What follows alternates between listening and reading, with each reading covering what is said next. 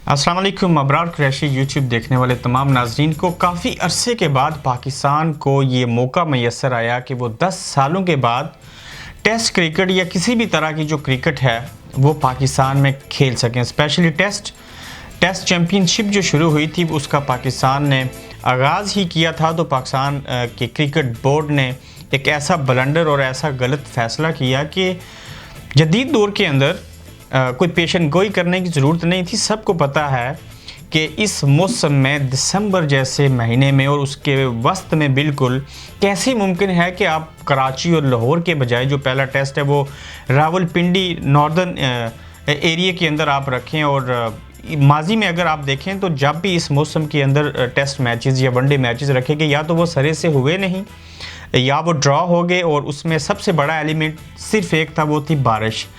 कहा गया कि लाहौर के अंदर जो है वो धुंध होगी और कराची चूँकि वो दूसरा टेस्ट मैच खेलेंगे तो जिसके पेश नज़र इस्लामाबाद रावलपिंडी में टेस्ट मैच रखा गया। अब देख लें पहले दिन से लेके आज तक वहाँ पे बारिश रही।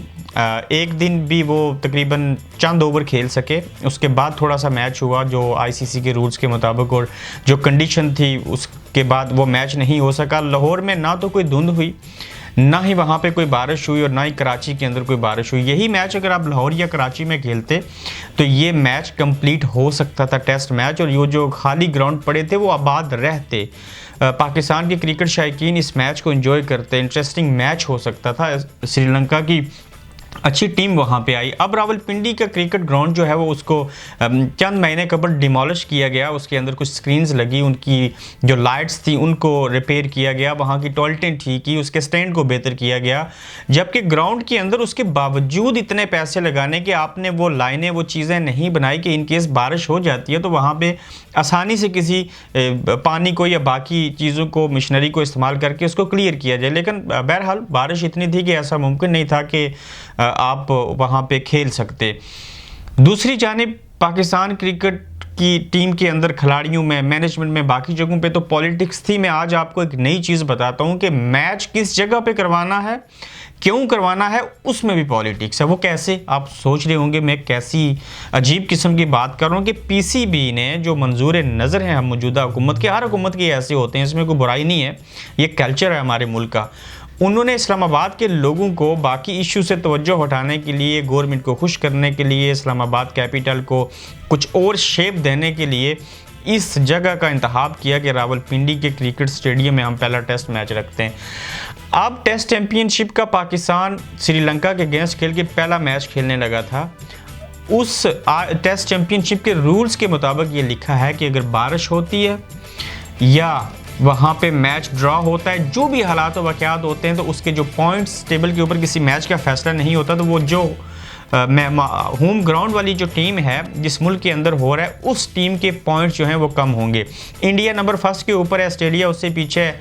बाकियों की रैंकिंग भी आप देख लीजिएगा। इसका फाइनल जहां से मैं आपसे बैठ के बात कर रहा हूँ होम ऑफ ग्राउंड यानी कि लॉर्ड्स क्रिकेट ग्राउंड में होगा।